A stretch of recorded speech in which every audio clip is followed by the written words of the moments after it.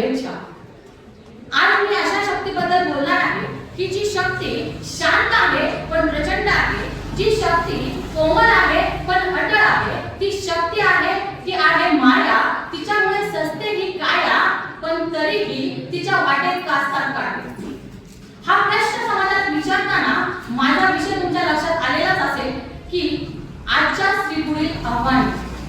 आज व्यासपीठावर हा विषय निवडण्याची वेळ काय लागली हा प्रश्न सतत मनाला भिडसावतो. आणि हा विषय मी एक स्त्री म्हणून निवडला नाही, तर मी 2 मुलींची आई आहे म्हणून मी हा विषय निवडलेला आहे. आज या महाराष्ट्राने, या भारत भूमीने अनेक तत्वज्ञान स्त्री आपल्याला दिलेले आहेत. त्याच्यात प्रथमतः नाव घ्यायचे वाटते ते सावित्रीबाई फुले यांचे, की ज्यांच्यामुळे मी आज या व्यासपीठावर उभे आहे आणि सकाळपासून जास्तीत जास्त स्पर्धक जे स्त्रिया आहेत ते या व्यासपीठावर येत आहेत ते फक्त सावित्रीबाई फुले. आज कुठलेही क्षेत्र असो, तुम्ही क्रीडा घ्या, विज्ञान तंत्रज्ञान घ्या, औद्योगिक घ्या, मॉडेलिंग घ्या, संगीत घ्या, शिक्षण घ्या, अशा प्रत्येक क्षेत्रामध्ये स्त्रीने आपला ठसा उमटवलेला आहे. आज आपल्या महाराष्ट्राच्या उपमुख्यमंत्री सुनेत्रा पवार आहेत. आपल्या भारताच्या राष्ट्रपती ह्या द्रौपदी मुर्मू आहेत. तर आपल्या आता फेब्रुवारीमध्ये जाहीर झालेलं अर्थसंकल्प सादर करणाऱ्या अर्थमंत्री ह्या निर्मला सीतारामन आहेत. आज एवढ्या मोठ्या देशाचा राज्यकारभार सांभाळताना, एवढ्या मोठ्या देशाचं अर्थकारण मांडताना स्त्री ही खंबीर आहे.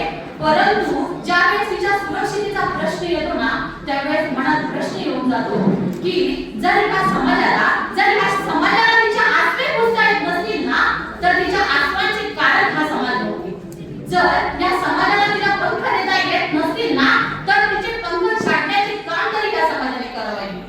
ती सबला आहे, ती आपला नाही. ती सबला आहे, ती आपला नाही. ती सक्षम आहे, ती स्वतःच्या पायावर स्वतःची क्रांती घडवू शकते. इतकी ताकद तिच्यामध्ये आहे.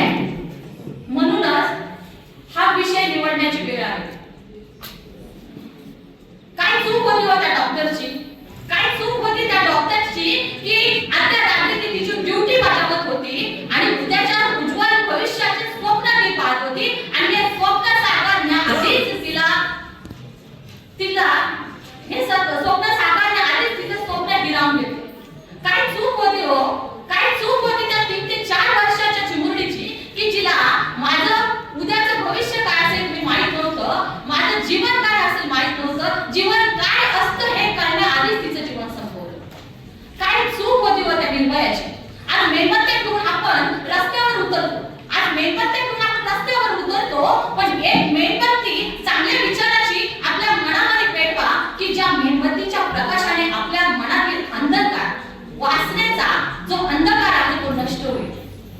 मला शिवजयंतीच्या औचित्याने एकच गोष्ट सगळ्यांना सांगावीशी वाटते, कारण इथे प्रत्येक जण पालक आहे, प्रत्येकाला पाल्य आहे. आपल्या पाल्याला आज फक्त शिवरायांची कथा सांगण्याची गरज नाही, तर शिवरायांचे संस्कार त्यांच्या अंगात बांधण्याची वेळ आहे. कथा सांगून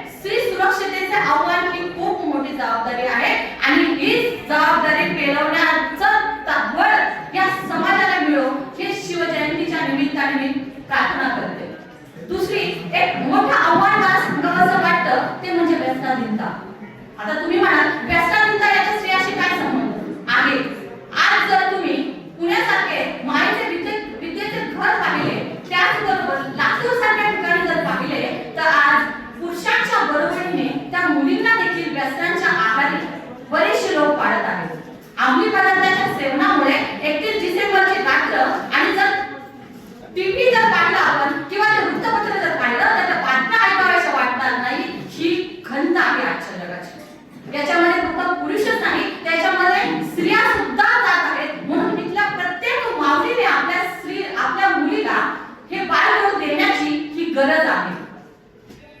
जाता जाता इतकेच सांगेल, खरोखर एखाद्या स्त्रीला जर तुम्हाला आधार देता येत नसेल, नका देऊ, पण तिचा आधार हिसकावून घेण्याचा तुम्ही प्रयत्न करू नका. प्रत्येक मुलाला हे सांगण्याची गरज असेल की एखाद्या मुलीचे डोळे जर तुला पुसता येत नसेल ना, तर त्या आसवाचं कारण तू करू नको. ही स्त्री स्वतःच्या पायावर उभं राहायला सक्षम आहे, अडळ आहे, आणि ती तिच्या कर्तृत्वाने हा महाराष्ट्र नव्हे तर हा देश घडवण्याची तिच्या ताकद आहे. आज ज्यावेळेस फक्त का आपल्या भारताचीच गरज आहे का? नाही. जगभरामध्ये इस्टील पायचा ज्यावेळेस विषय निघतो ना, तर तळपायाची आग पुस्तकात जाते.